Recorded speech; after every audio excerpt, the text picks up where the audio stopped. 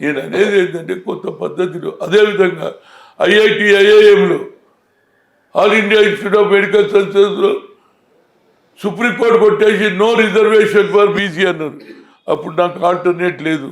సోనియా గాంధీ దగ్గర పోయినా, madam talent is not anybody's property, God has given and, what you want and. Ma'am, supreme court was deny in IIT all India institute of medical, no reservation, but we got talent, we come to the local language, Telugu, Malayalam, Orissa, but you give an opportunity. ఏం చేయాలని నేను చెప్పిన, madam పార్లమెంట్లో bill పెట్టు, that is the highest authority.